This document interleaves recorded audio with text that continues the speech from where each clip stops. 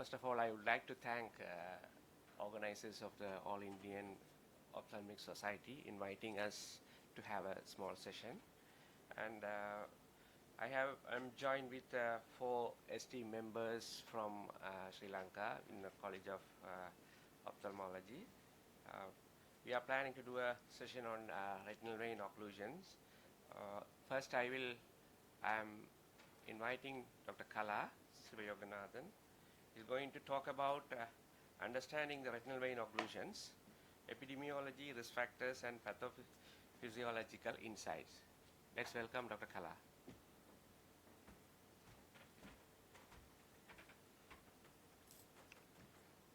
Thank you.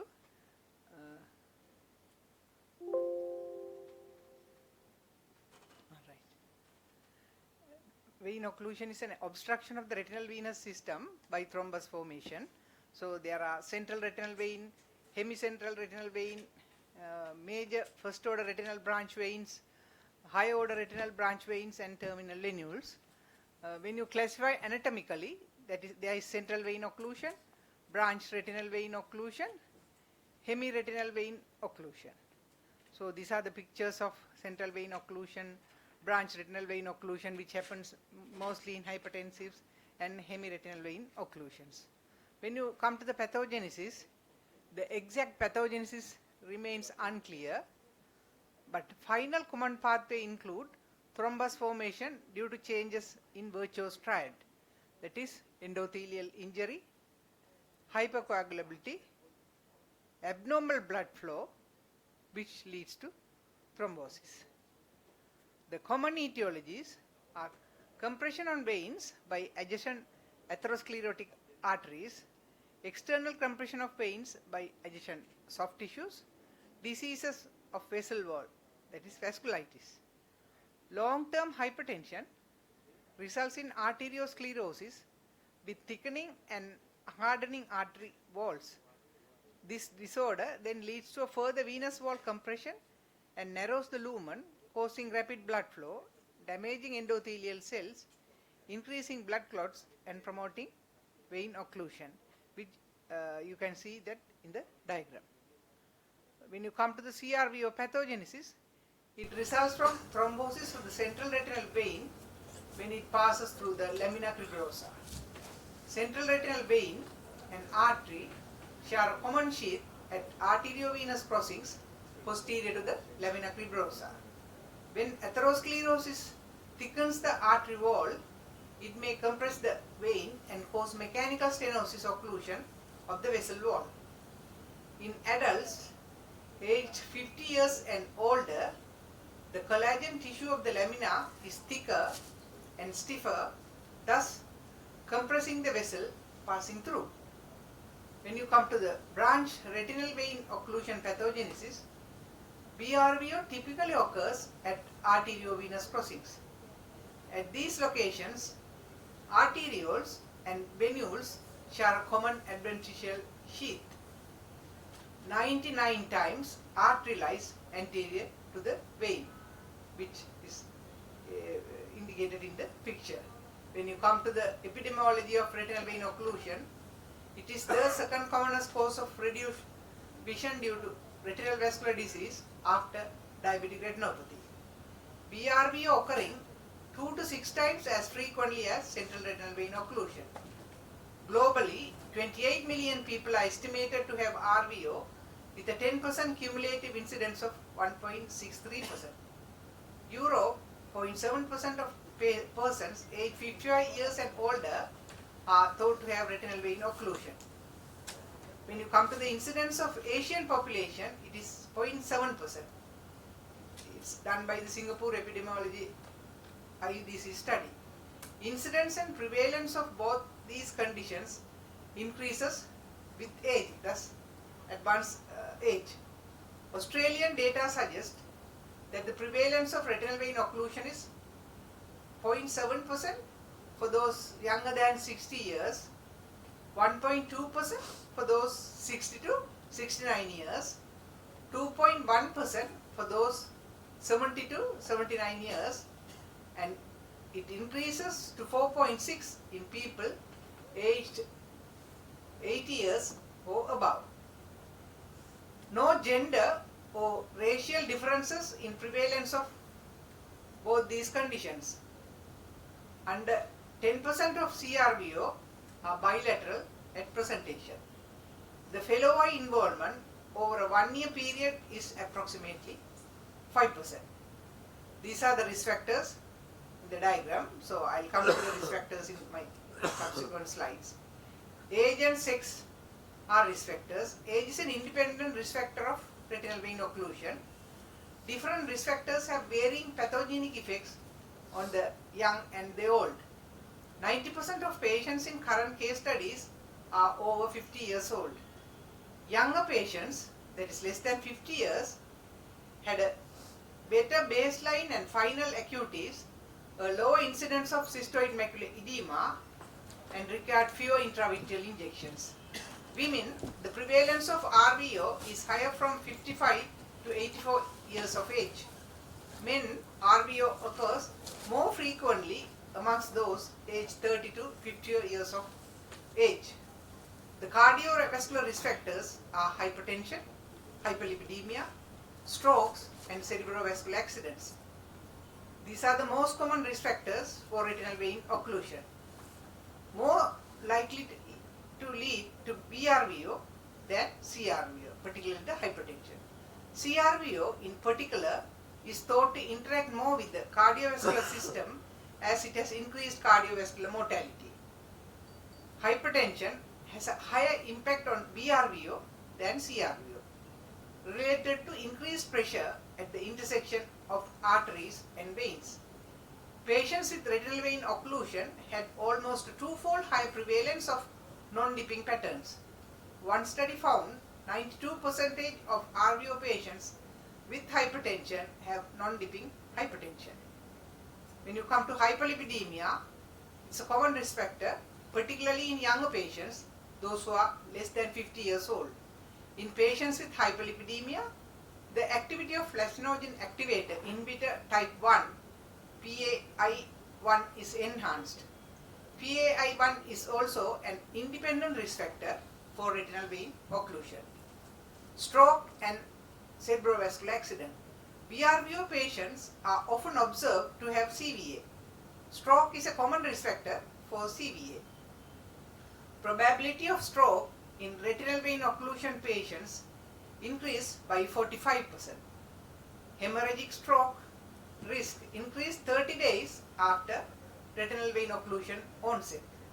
One study reported that retinal vein occlusion was related to ischemic stroke and more frequent in younger patients, that is less than 50 years old. Diabetes mellitus. Sustained high levels of glucose can lead to abnormal blood vessels, including local or global arteriosclerosis and retinal stenosis. Sodium glucose cotransporter 2, SGLT2 inhibitors increase the risk of retinal vein occlusion. Chronic kidney disease is an independent risk factor for retinal vein occlusion. The prevalence of retinal vein occlusion in ESRD is 1.8%, end-stage renal disease, and CRVO has a higher prevalence. Obstructive sleep apnea. OSA may be a player in the pathogenesis of RVO in patients with no comorbid risk factors such as hypertension and diabetes. Although obstructive sleep apnea may not necessarily be a separately defined risk factor for retinal vein occlusion, obstructive sleep apnea may present as an entity that is frequently associated with retinal vein occlusion. Screening of at-risk RVO patients for obstructive sleep apnea is pertinent. Thrombotic factors.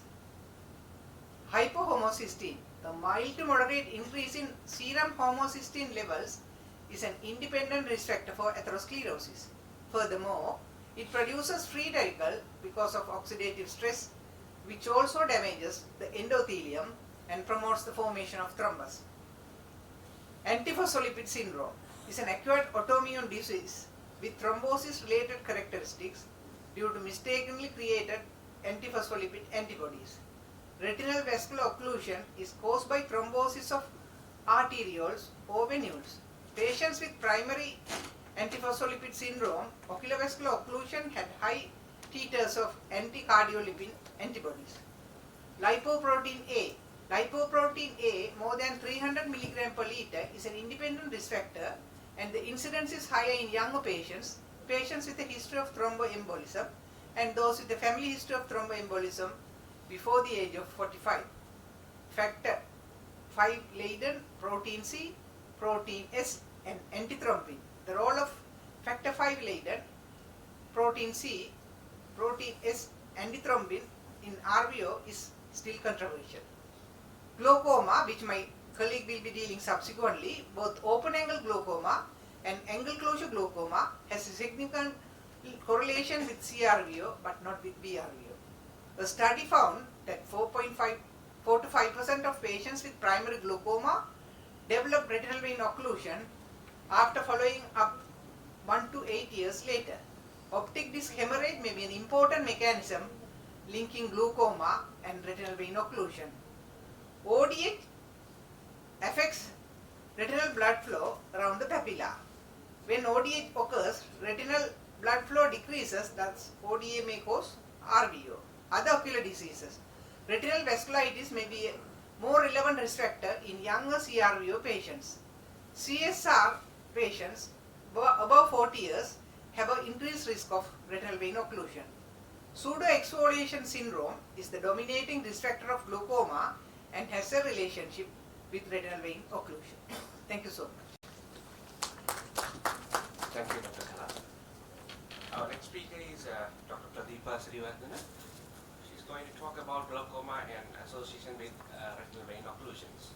Welcome, Dr. Pradeepa. Good morning. Thank you, Sri.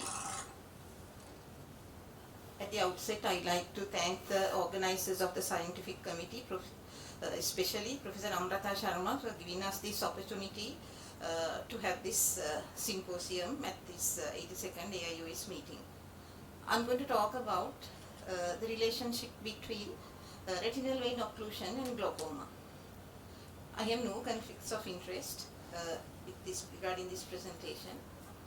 The outline of my talk is going to be the incidence of retinal vein occlusion in ocular hypertension and primary open angle glaucoma, the association between retinal vein occlusions and glaucoma, pathophysiology of retinal vein occlusion in glaucoma, and the effect of age and systemic hypertension on retinal vein occlusion.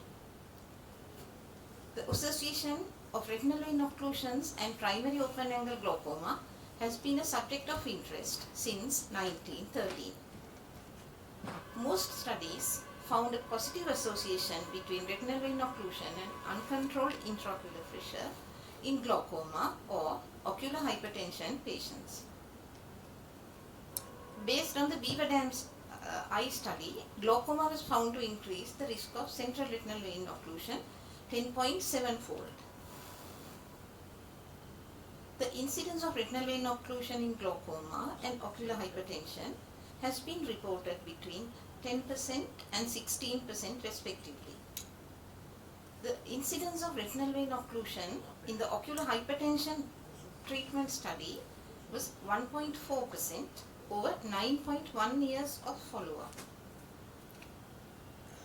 The ocular hypertension treatment study found that the incidence of retinal vein occlusion in the non-treated group was higher than in the treated group, but there was no statistically significant difference. And the mean intraocular pressure of ocular hypertension with branch retinal vein occlusion was slightly higher than ocular hypertension without retinal vein occlusion, but this also was not statistically significant. Many studies have analyzed the relationship between glaucoma and retinal vein occlusion risk. However, there have been contradictory outcomes in the research regarding the association between glaucoma and risk of retinal vein occlusion. In the Blue Mountains eye study, glaucoma was defined as a co-risk factor for retinal vein occlusion. In contrast, when controlling for age, the incidence of retinal vein occlusion was not associated with glaucoma in the Beaver Dam eye study, which was conducted in 2000, and Singapore Malay eye study, which was conducted in 2008. On the contrary, there was no direct relationship between intraocular pressure and the retinal vein occlusion in glaucoma patients. In addition, in the contralateral eye in patients with unilateral retinal vein occlusion was found to have a thinner retinal nerve fiber layer. Now, there was also reported cases of asymptomatic retinal vein occlusion in glaucoma patients. And to complicate matters, it was found that the contralateral eye progressed faster in bilateral glaucoma patients with unilateral branch retinal vein occlusion. Therefore, detection and follow-up is important in glaucoma patients with retinal vein occlusion. Currently, intraocular pressure elevation is no longer exponentially related to the retinal vein occlusion. No studies show that reaching a target IUP prevents retinal vein occlusion or prevents retinal vein occlusion in the contralateral eye in pre-existing primary open-angle glaucoma or ocular hypertension with retinal vein occlusion. Now, most studies reported cases of Caucasians with retinal vein occlusion in primary open-angle glaucoma. So, the evidence for Asians is very minimal. Several studies conducted in different Asian countries showed variations in the retinal vein occlusion prevalence, and this may be due to racial, environmental or methodological differences. Now, previous studies from Western countries have a high incidence of pre-existing primary open-angle glaucoma in patients with central retinal vein occlusion. However, Asian populations differ from Western populations in that the incidence of primary angle closure glaucoma is much higher. So, the incidence of different types of pre-existing glaucoma, the intraocular pressure changes, and optic neuropathy in central retinal vein occlusion in the Asian populations is still unclear. Coming to pathophysiology, primarily Kim and others suggested that the pathogenesis of retinal vein occlusion is likely associated with glaucomatous anatomic changes. In addition, Sonjo and Krakow presented a vascular hypothesis in glaucoma. Glaucoma individuals, including those with primary angle closure glaucoma and primary open angle glaucoma, have narrower retinal arteries and veins than normal subjects. Therefore, retinal vein occlusion occurs secondary to glaucomatous structural changes or may be having coexisting retinal hemodynamic abnormalities. A higher rate of glaucoma was found in patients with optic cup retinal vein occlusion, where there's abrupt dilatation changes in the caliber of the obstructed vein occurring at the optic cup, and the optic nerve retinal vein occlusion, where the occluded vein enters the lamina tuberosa as a dilated vein without optic nerve swelling, than in patients with where there is retinal vein occlusion occurring at the arteriovenous crossings. So, this clinical phenomenon is suitable to explain why central retinal vein occlusion is more common in the glaucoma population. It has been hypothesized that the elevated intraocular pressure may compress the vessel walls and cause subsequent blood-brain intimal proliferation, leading to collapse of retinal capillaries. The relationship between primary angle closure and retinal vein occlusion needs to be evaluated further. On the one hand, retinal vessel parameters are quite different from primary angle closure glaucoma and primary open angle glaucoma. Retinal vein vessel oxygenation and vessel caliber in primary angle closure glaucoma are relatively higher than primary open angle glaucoma and normal tension glaucoma. A vascular glaucoma model is more appropriate for the pathogenesis and disease process in primary open-angle glaucoma than primary angle closure glaucoma. The overall small number of articles regarding retinal vein occlusion in primary angle closure glaucoma limits the power to detect meaningful associations for primary angle closure glaucoma and retinal vein occlusion risk. Coming to systemic hypertension. Now, systemic hypertension has a strong correlation with retinal vein occlusion and open-angle glaucoma, and it has been reported that 60% of retinal vein occlusion patients were hypertensive patients. According to Hare and others, there was a significantly higher prevalence of arterial hypertension in branch retinal vein occlusion compared with central retinal vein occlusion and hemiretinal vein occlusion. In addition, increase in age is exponentially related to the prevalence of both diseases, that is, hypertension and glaucoma. So, to the best of our knowledge, there is no recommended target intraocular pressure or a blood pressure to prevent retinal vein occlusion in primary and open-angle glaucoma. Perhaps strict monitoring of the intraocular pressure and blood pressure in primary open-angle glaucoma patients with systemic hypertension may help prevent the development of retinal vein occlusion. Thank you for your kind attention. Thank you, Dr. Pradeepa. You have highlighted the point that different studies and various population have different results. So it makes us to have our own data to have what's happening to our population rather than following the Western studies done in Western population. Thank you, Dr. Pradeepa. I welcome Dr. Mangala Disanayaka. He is going to talk about exploring the clinical and OCT biomarkers in retinal vein occlusions. He is a consultant ophthalmologist working in Trincomalee, and let's welcome Dr. Mangala. Thank you, Dr. Sri. Good morning to all you all, and I must take this opportunity to thank All India Ophthalmologists Society to giving us the opportunity to present in the Congress. I'll be talking about the exploring the clinical and OCT biomarkers. So we'll just see what's a biomarker. The biomarker is an objective characteristic used to define a presence, stage, or progression of a disease. There are a lot of biomarkers involved, but we'll be talking about clinical and OCT biomarkers at this moment. Usually we assess clinically in this way. I must emphasize two things here. One thing is the iris neovascularization.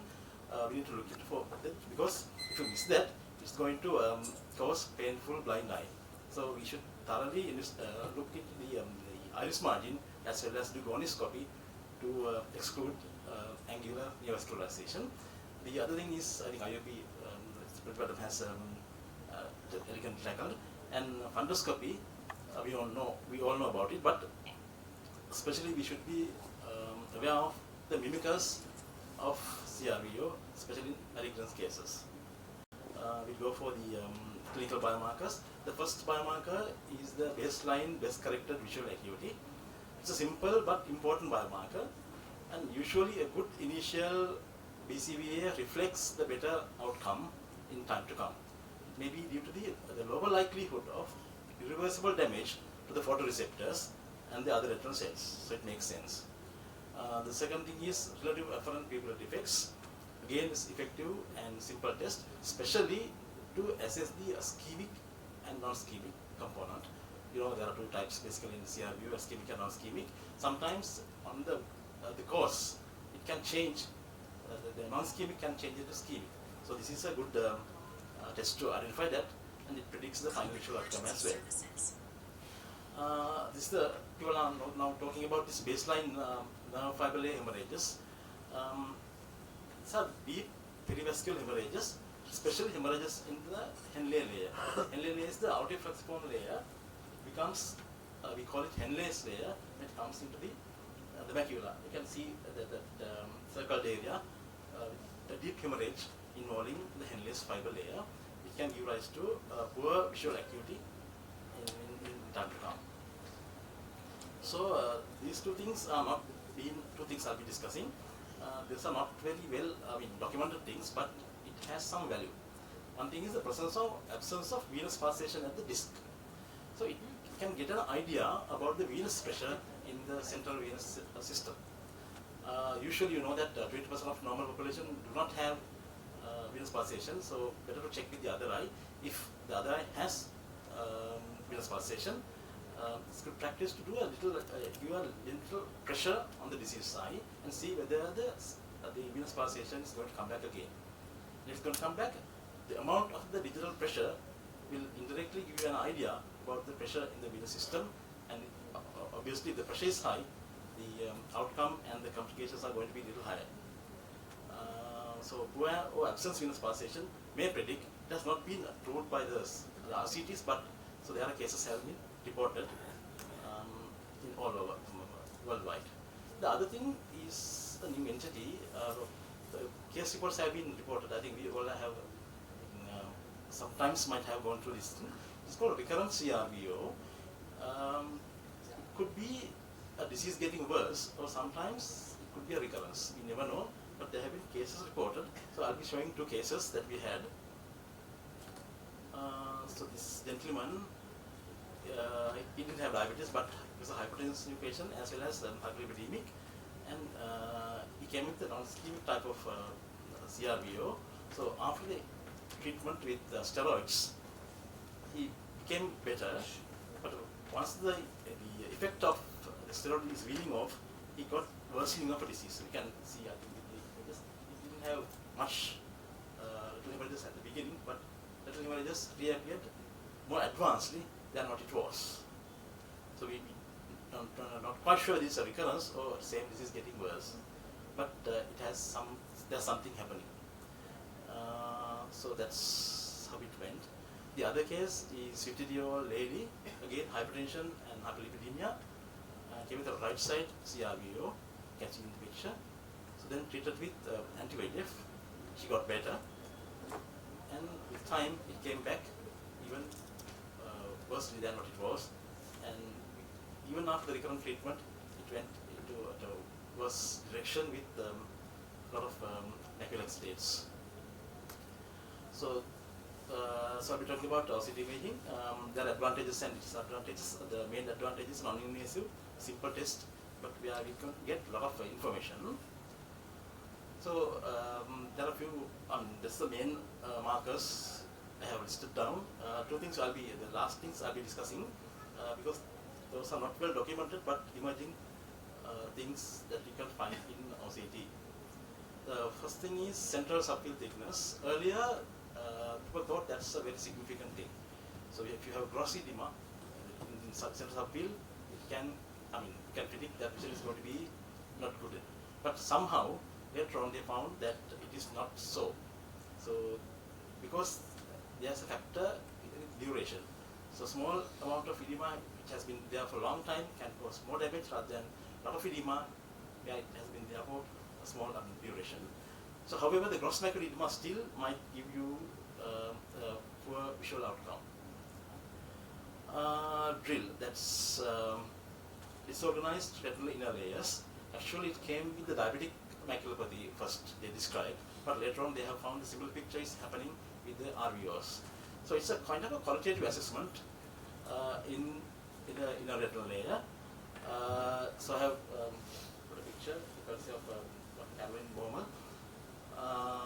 It shows the little part is getting affected in the inner retina, and it can be present with retinal edema or not. So there are two types. So presence of drill is not a good sign, because it can obviously there's a kind of a dearrangement in the inner retinal layers. There is the ellipsoid zone disruption. Ellipsoid zone is the second line that you can see from the bottom. The RP layer, RP bridge component. So then as a hypofluorescent area, then you get a hyperfluorescent line. So that is the ellipsoid zone. So that's because you know that our segment lies between, like our segment lines in between those lines. But the dense part has a lot of mitochondria as well as the other cellular components. So disruption to that area can cause poor visual outcome. The thing is hyperreflective foci. So those are the brighter spots you can see within the retina. So earlier they thought the hard X-rays are the things, but then there's another part.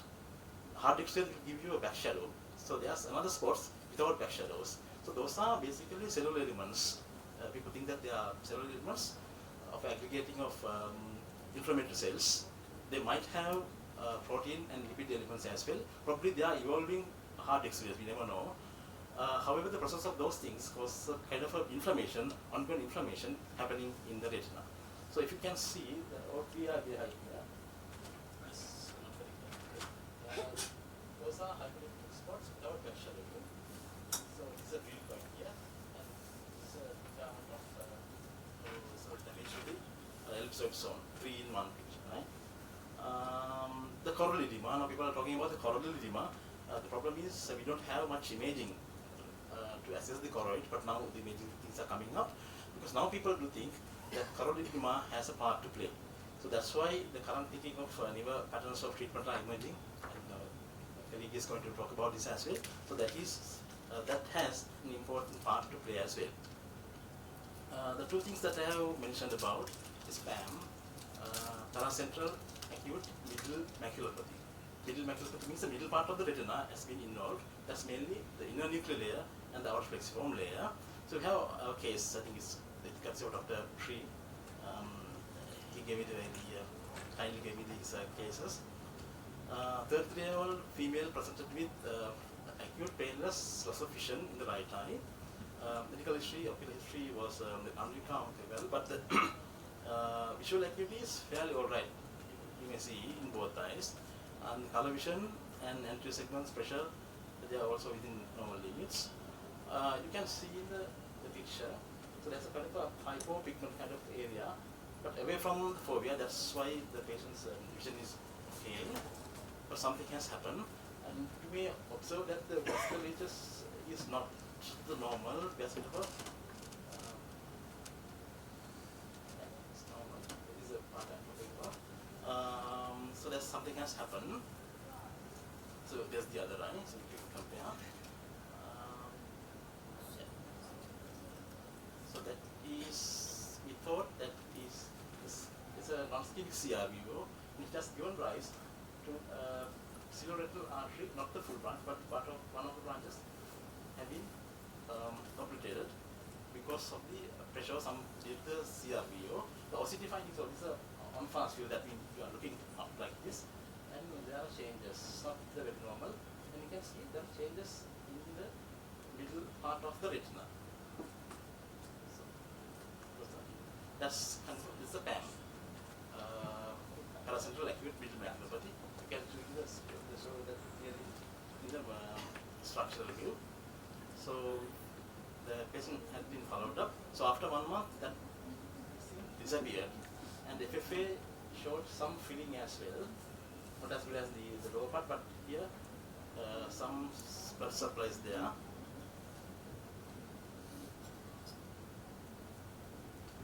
And this is the important thing I want to highlight. It has recovered to a certain extent, but there is a bit of thing happening here. So those things are called retinal ischemic perivascular lesions. So that's an important thing we are talking about, because that has, if it's present in the retina, that has a very strong association with the cardiovascular disease, that you can see the health of your heart through the eye. So that's important thing we need to look into. Even before having problems, you can have this retinal ischemic perivascular lesions. So that's what I want to tell you, and thank you very much for your kind cooperation. Thank you, Mangala.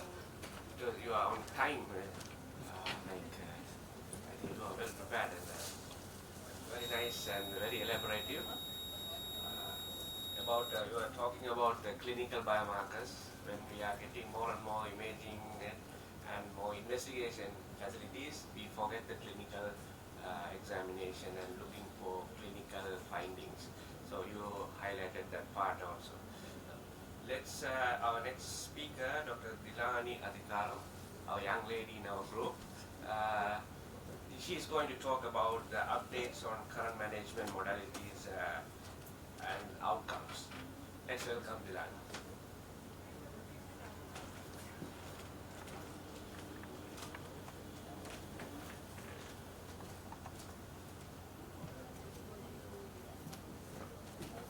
Thank you, sir.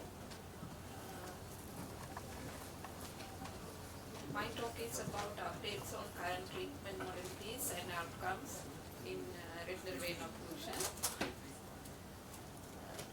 In any type of retinal vein occlusion, advancing age and hypertension are the main risk factors.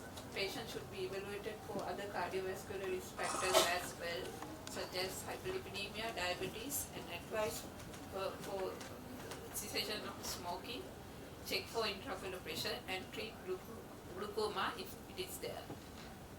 These are the current treatment modalities available: laser, steroids, anti-VEGF agents, sheathotomy, especially for BRVO patients, and vitrectomy. Before the advent of anti-VEGF agents, laser was considered as the gold standard for treatment of neovascularization, and grid laser was indicated for BRVO following BRVO with macular edema.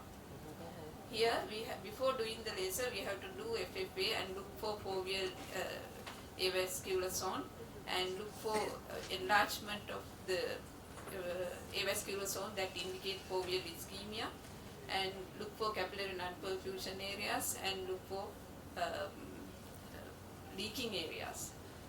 This laser is applied in a grid pattern around the leaking area, and duration of the laser settings are 0.1 second duration, spot size 100 micrometer diameter, and power need to adjust to produce a medium white burn.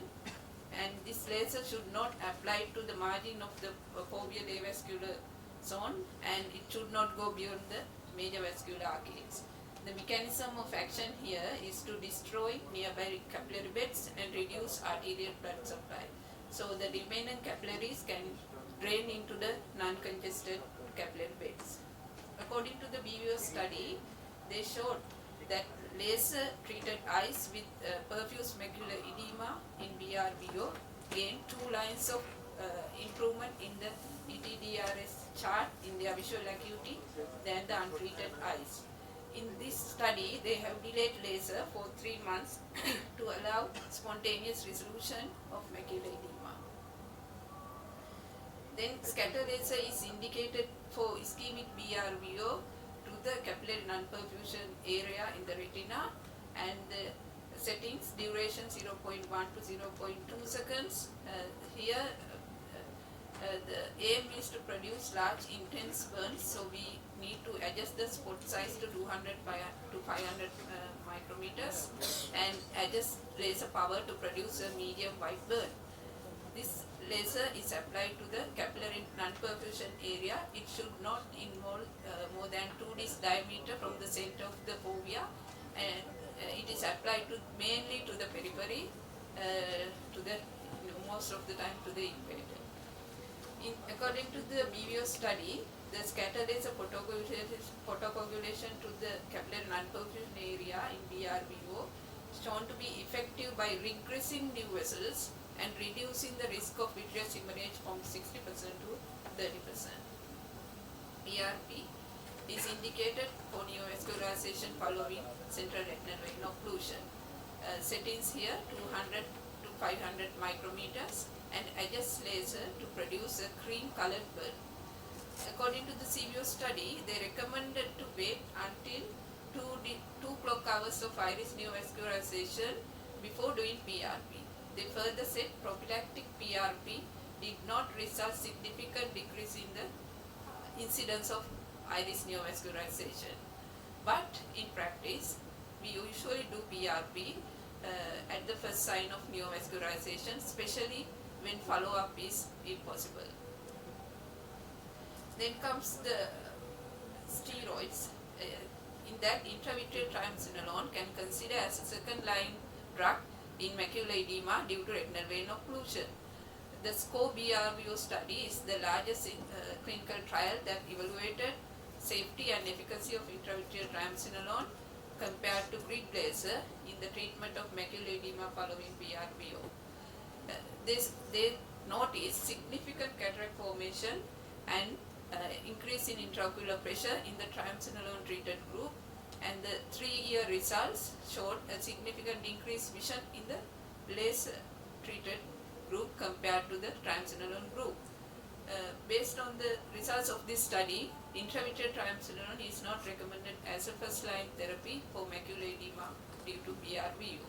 It is utilized as an adjunct to laser or anti-VEGF agents or as a second-line drug. The CRVO arm of the SCO study showed 26% triamcinolone injected eyes gained 15 ETDRS letters compared to observation group. So it seems to be more effective in CRVO group than BRVO patients. Steroids. Osidex, it is an implant, contains 0.7 milligram of dexamethasone and inject using a 22 gauge custom injector, and the size of the implant is about 2 millimeter and it is invisible to the patient. This implant releases dexamethasone over several months with peak response at 60 days, and it lasts for 6 months. It is also indicated for retinal vein occlusion, Then Osidex has been evaluated in the Geneva study for macular edema in CRVO and BRVO. They pointed out increase in best corrected visual acuity of more than 15 ETDRS letters in Osidex implanted eyes than the control group. The effect was greater in CRVO eyes than BRVO eyes. Then comes anti-VEGF agents. Ranibizumab or Lucentis is a recombinant humanized monoclonal antibody fragment that binds all VEGF-A isoforms at high affinity. It is also used in the management of macular edema following retinal vein occlusion. The BRAVO study showed that ranibizumab is superior to traditional grid laser for macular edema from BRVO, and the study only included BRVO eyes with perfused macular edema. In the CRUISE study, they test the effectiveness of Lucentis in macular edema after CRVO, and they showed 46% of patients who received Lucentis gained more than 15 ETDRS letters after 6 months, and it was 16.9% in the control group. Horizon trial was a 12-month extension of BRAVO and CRUISE trials, and it concluded that PRN use of ranibizumab after an intensive year of treatment was able to maintain visual acuity gains. Mongavia is a biosimilar to ranibizumab. It is a cheap drug, and in some countries it is using in retinal vein occlusion. Aflibercept or Eylea is a large recombinant fusion protein that binds with VEGF-A, B and placental growth factor. It is also indicated for macular edema following retinal vein occlusion. In the Vibrant study, they showed that aflibercept 0.2 milligram is more effective than grid laser in treatment of macular edema from BRVO. And the vision gains established after monthly injections can be maintained by extending out the treatment. The study included patients with perfused and non-perfused macular edemas following BRVO. They showed an improvement in retinal perfusion and reversal of non-perfusion after treatment with aflibercept. Copernicus and Galileo studies are similar, and they showed the effectiveness of Eylea in the management of macular edema following CRVO. Faricimab or Vabysmo is a new drug. Even though we consider it as anti-VEGF agent, it is a bispecific antibody that binds and inhibits both VEGF-A, angiopoietin 2 and it is designed to stabilize blood vessels. The mechanism of action here is to inhibit endothelial cell proliferation and reduce vascular permeability and suppress neovascularization. From last October, the FDA approved as an intravitreal injection for retinal vein occlusion, that is faricimab. Bevacizumab or Avastin is a full-length humanized monoclonal antibody that binds all VEGF-A isoforms and is used off-label in the eye. It is also used in macular edema following retinal vein occlusion and in neovascularization. Surgical management, sheathotomy. As the previous speaker said, most venous obstructions in BRVO occur at AV crossings where they share a common adventitial sheath. So aim here is to remove the sheath and allow perfusion. Vitrectomy is indicated for non-clearing vitreous hemorrhage following BRVO, and some surgeons couple this with intraoperative endolaser to the non-perfused portion of the retina. In CRVO we do vitrectomy mainly for visual rehabilitation purposes. This is just to remind you about the BRVO management algorithm.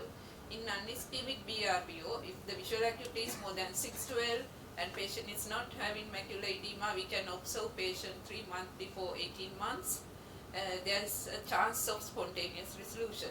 If the visual acuity is less than 6/12 and patient is having macular edema, and if you can see the fovea, we can do FFA to check foveal ischemia. And if there is no macular ischemia, we can observe patients. There's a 30% chance of spontaneous resolution. And in the FFA, if there is mild ischemia, mild or moderate ischemia, we have to treat these patients with anti-VEGF ranibizumab or dexamethasone implant. If there is severe macular ischemia, no treatment likely to be beneficial, so we have to observe these patients for neovascularization. In non-ischemic BRVO, if the visual acuity is less than 6/12 and if patient is having macular edema and if you can't see the fovea, we have to treat the patient with monthly ranibizumab or dexamethasone and allow to clear the intraretinal hemorrhages and wait for 3 months, do an FFA and consider grid laser if there is persistent macular edema with minimal macular ischemia. If there is severe macular ischemia, again no treatment will likely to be beneficial. In ischemic BRVO, the risk is neovascularization and watch for it and need to follow up 3 monthly for up to 2 years. We can do laser or can give bevacizumab. BRVO has generally a good visual prognosis with 50 to 60% of patients having final visual acuity more than 6/12 even without treatment. According to the BBO study, eyes with ischemic BRVO are at risk of developing neovascularization. And of these, 40% will develop new vessels, 40 to 60% develop periodic vitreous hemorrhage. NVD, NVE or both can develop within first 3 years. Up to 10% of patients with BRVO will develop any type of retinal vein occlusion in the fellow eye.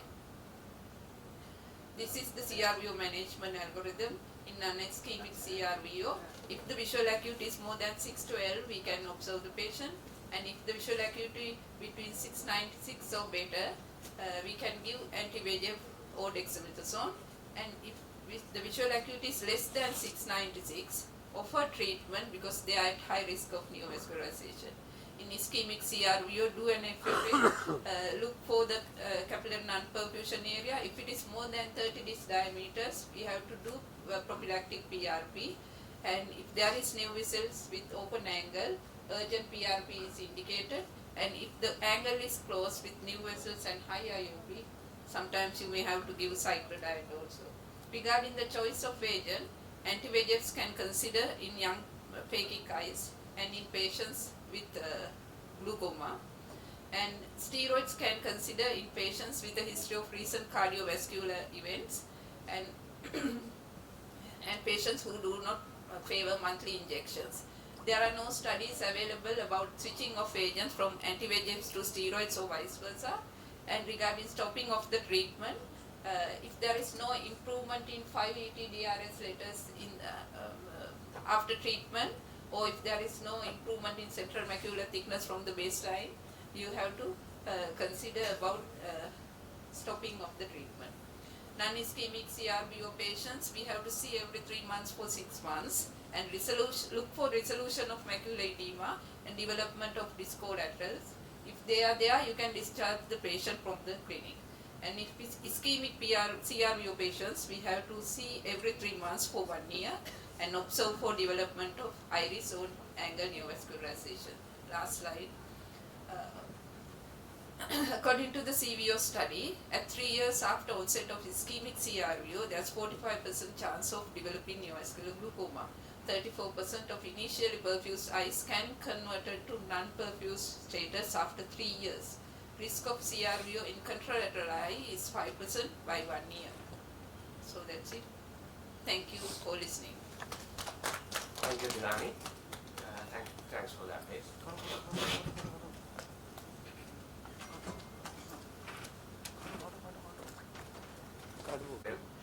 Space, and it is popular because of off-target delivery. There is no off-target delivery. The drugs doesn't reach the anterior segment. It's secluded within the supracorneal space, which reaches the retinal pigment epithelium and the neuroretina. And extended action of drugs found in, especially in the triamcinolone, it has been proven by many studies. And why we should learn suprachoroidal injection? The one reason is it's a plausible and safer and cheaper efficacious option for retinal vascular diseases in lower middle income countries like us. And not only for this suprachoroidal space, drug delivery is used not only for steroids, but there are several other clinical trials ongoing, like gene therapy and steroid implants, and in so many ongoing newer trials are exploiting suprachoroidal space. And it is a very good option for vitrectomized eye, where you can't use anti-VEGF injection. You are supposed to use the implants, which are very costly, as you know. And its suprachoroidal space is exploited in suprachoroidal buckling. Now people start using suprachoroidal buckling as an adjunct treatment with the conventional vitrectomy. So what's the technique I use is simple as what you do in any intravitreal injection and the topical anesthesia, and few clinical pearls how you can do a successful injection. One is the needle always perpendicular to the sclera, and hub, when you inject into the space, your hub should press further to make a dimple over the sclera. Then you inject, and during the time of injection you feel the loss of resistance. There shouldn't be a resistance. If it is a resistance, that means your needle within the sclera. And after that, end of the injection, you keep the hub for few minutes to make sure there is no reflux. So I will show you the video of how I do that.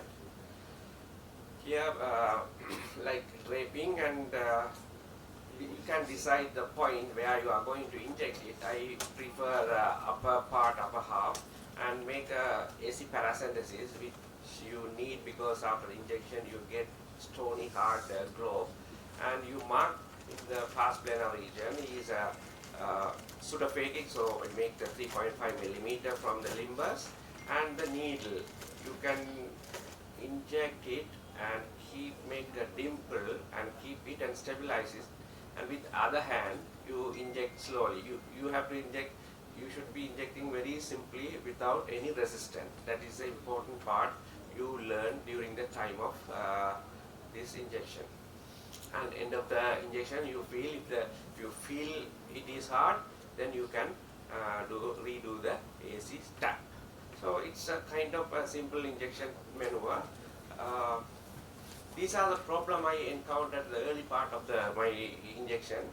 What happens is there is a large bore cannula is mounted in a 30 gauge small distant part of the injecting needle, which dislodged in the early part of it, because the small needle they have pasted within the large bore needle. So then I informed the manufacturers this is happening. Then after that they made a very strong bonding between the small and the larger bore. Then after that I didn't have this problem. And if you go to the literature, it's not very popular, but because it's not lucrative and most of the trials are industry-led rather than the investigator-led. So we can't go all the time by trials. So all the trials they have proven their safety.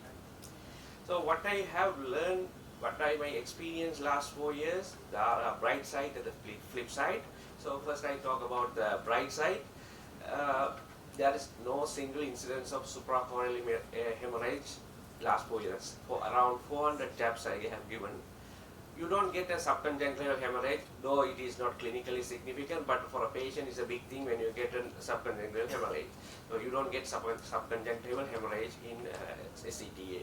And very few incidents of IOP spike, but all of them are managed with single topical medications. And the needle is reusable. You can use the same needle by conventional autoclaving for 10 times and if the patient is aphakic vitrectomized, I think this is the best choice, because you can't put an implant because it can migrate to the anterior chamber and cause a lot of problems. So SCTA is the best option for them. And the cost wise, if you look at the Ozurdex and the SCTA, Ozurdex for our country it comes around $300, but the for SCTA needle and the injection costs only $20. And most of the time the time duration of action are more or less equally. And the learning curve is very short, shallow learning curve, and the phakic status doesn't involve the decision making. The flip side is, one thing is patient get immediately injection site pain, very discomfort for few minutes, but when they get up from the bed they forget it, and that is one of the main disadvantage I see, but I don't think it's very important if you look at it medically. And you need an AC tap, which you don't need for your conventional intravitreal injections. So in case of endophthalmitis, I don't know, I didn't have that incident, but we don't know how to detect that one. So there are a few case reports I'm showing. This is a 56 years old man with a right supratemporal vein occlusion.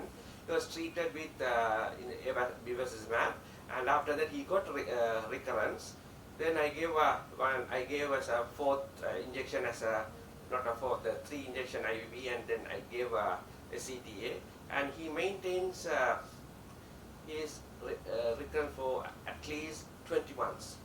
Like you need, it's a long duration of action. You can see. The other one is 70 years old, the supratemporal BRVO. They have given multiple doses of Avastin and 1 dose of dexamethasone implant also injected.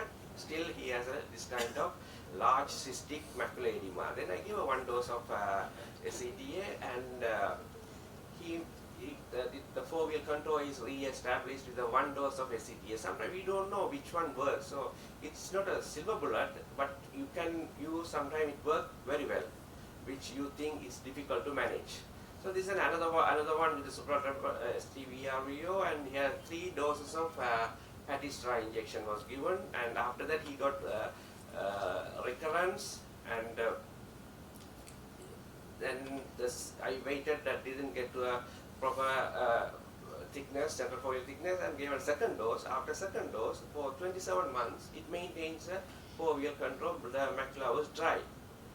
And this is a 40 years old man who has a non-ischemic CRVO. He settled macular edema, and it was maintained for like 3 months. After 3 months, he got the recurrence, and 1 dose of ACTA, it maintained around 23 months. So it's a drug for our country.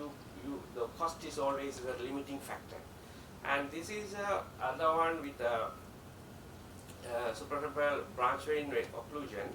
and one dose was given. It maintained for like 13 months. Then again we got a recurrence and we gave 3 again. So during the months of 19 months, only 2 doses of injection were given. So the number of injections are very less when you start giving suprachoroidal. And the other one is 1 dose of injection maintains bit of a, like 15 months. So these are the some good clinical examples you can try, and it's a hemiretinal vein occlusion after CTA. It maintains around 21 months. But this patient is with a difficult patient after 3 doses and 1 dose of CTA, but we didn't get a proper foveal structure because this patient has diabetic retinopathy. When they are associated with diabetic retinopathy, response is little poor. These are my insights taken from my experience. CTA has a sustained effect and reduced treatment burden for BRVOs and HRVOs. The less incidence of IOP spike and cataract progression was not documented, and it doesn't influence your mode of treatment. And CRVOs usually need not 1 injection, you need at least 2-3 injections, but there is no limit for number of injections. And it's a short, shallow learning curve, anybody can learn, so I advise the youngsters to learn this. It's a very important in future. And intravitreal, I recently started to give for a vein occlusion, first is 1 dose of anti-VEGF, after 2 weeks 1 dose of SCTA, which has a longer time interval for recurrence. And it's a good your tool as a fallback treatment, like when you fail and your medication not achieving your result what you want, this must be your lifesaver. You can use as a fallback treatment for macular edema. Thank you very much.